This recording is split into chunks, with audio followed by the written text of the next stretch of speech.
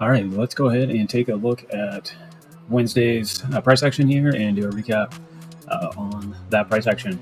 So you can see we do have some key levels here. What I'll do is I'll open up this indicator that we use. This is from using AI, and what we do is we build a report every day, which if you look on X, every day we actually put this report out, and it's built into an indicator where we update these key levels.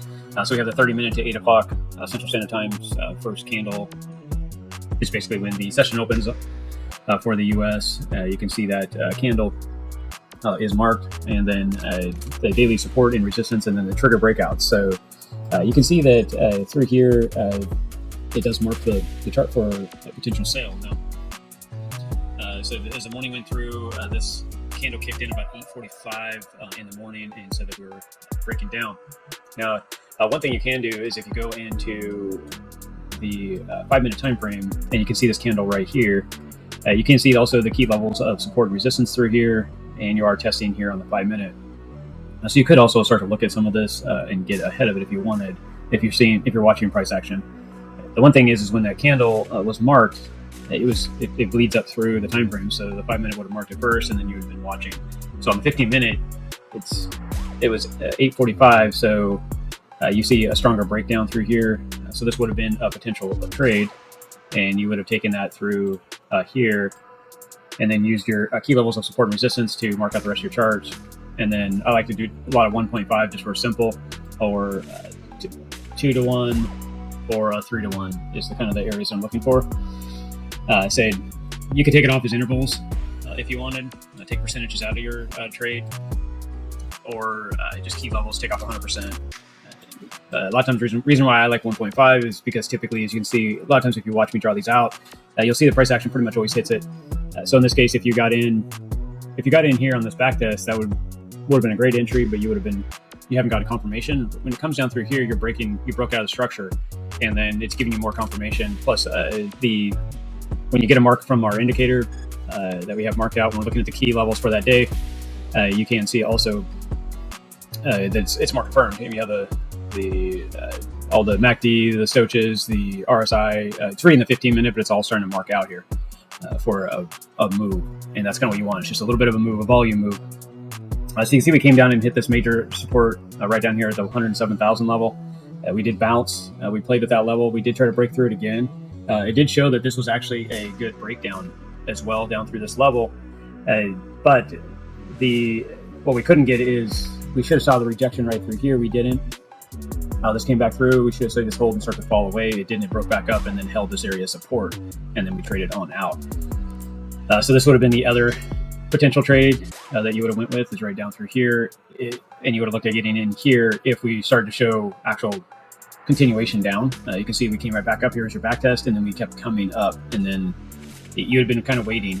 This is where patience pays off, because if you were trading in, if you put a stop up in this area, anywhere up in this zone, you would have been hurt. Now, one thing that we like to do, trade with AI, we actually use AI Assistant, and he trades as a person, or it trades as a person. So we have a nickname for him, and we ask, one thing with Chat GPT or using AI, if you have it pretend like it's somebody, it tries to be that person. So you can have it look at this trade, and what we did is we had it analyze this time frame, and it actually had agreed. The only thing that it did is the same thing I was talking about here. So we were looking at the 15-minute chart here.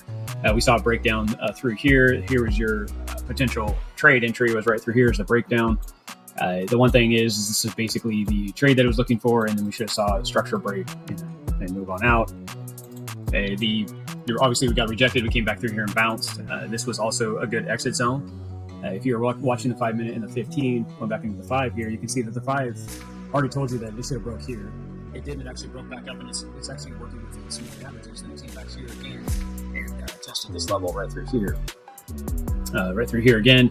If you go out to the 15, that's the break of structure, bounce back up, and we should have lost structure right here at held. So if you were, say you did get in right here and you had your stop up in this area, now you're looking for basically a 5 to 1 or 1.5 to 1, and you're expecting this to break in, you see it break back up through structure. So there's a lot of time that's going on right now. If you got in this trade back here when it got down below here, and you got somewhere in this area, like you see here, it's about 2:45 in the afternoon.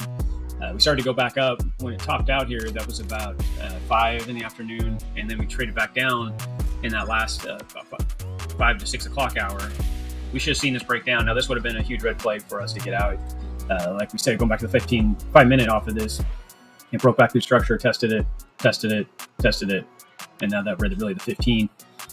Also confirmed that. So if you were in this trade and your thought was this is supposed to go down and you got in from this breakout, or you got in here thinking I'm going to get in the back test, and then it pushed away from you. I'm just showing you this so you can help read price action and make decisions. Now, this could have broken on down, but the biggest thing is if you were in this and you're waiting for it to break down and it keeps doing this and it's not breaking down, this would have been a great time to start getting out. As it comes back up and testing, it's 21. Right here kind of showed that sign already. So this was already a bullish trade as it broke down, came back above support, and then it held support on the 21. This run up here was kind of the first run up that you saw right here off the second. So this was your pullback, this was your entry, and there's your run up, if you read it that way. If you're in this for a short and you got in because it broke structure, came back tested, and you went ahead and got in, this is also what's telling you it's time to get out with minimal loss. So if you put $100 on the market and it had to come up here and you took you off at 100, right here you might have lost $10. So for me, I'd rather just take it off and say, hey, I'm going to lose $10. If this thing restructures and starts to break down, then I can always jump back in and just build the same trade again. Maybe I got to end up getting in down here as it broke structure. The nice thing is, though, if it starts to build back up, ideally you'd want to get out, and then at that point, the reason why you're getting out, because it's the kind of that last hurrah. Depending on what's going on and how things are going set up, you could use this now as a potential trade and take advantage of it. So there's your 1.5. You can see that you just basically, if you put $100 on the market, you lost $10 on that trade that should have broke down. You're back into it. And the reason why you're getting back in because it's reversing on you. Then you would have made, if you're $100, 1.5 ratio would be $150. So I'm just kind of breaking this out for you so you can kind of see reading price action and using it to your advantage. What you see in here is the pattern coming down, bounces on resistance, comes back up, goes through the support, not resistance, support, and then breaks back through and then tests it again, and it goes back up. So what you're seeing here is a classic head and shoulder pattern right here. Here's the left shoulder, there's the head, here's the right shoulder, and it's using a support line right through here. You do expect this to kind of push back up. Now there is a lot of pressure on the market. It's kind of in a tough spot. Longer time frames are trying to show bearish settlement, but you have bullish push as well. Things are starting to break down. They're not pushing up as hard. But until we finally get the more breakdown here, we kind of have to just be careful and trade the smaller moves. And that's why I'm sticking with the 1.5. Once we start getting some bigger, stronger pushes away from the support and resistance, plus the longer time frames start to line up and give an area where they can run. And when I say that is really your MACD, your RSI, and your stochastics and everything would be turning and pushing. You'd be coming out of this bottom on a daily chart. You see this rolling and pushing up. This is rolling and pushing up. Your stochastics are pushing up. That's a good sign that we're going to get some good run, or vice versa. Everything's on top of all these when it's getting ready to come down. We get some good sale pressure. Right now, everything's kind of in this neutral state. You have different time frames, which we've gone through.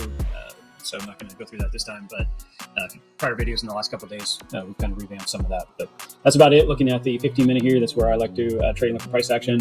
So that move was in the morning, and then it just kind of broke down and traded sideways the rest of the day. We'll go ahead and take a look at Thursday's price action, kind of see how we trade in the zone throughout the night. Kind of expect this to go back up, possibly test these key areas back up through here, just because we're on the head and shoulders throughout this day on Wednesday, or maybe even go back up and test the zone through here, which is about 110,000 and 109 to 110,000. So we'll kind of have to watch that and see what happens.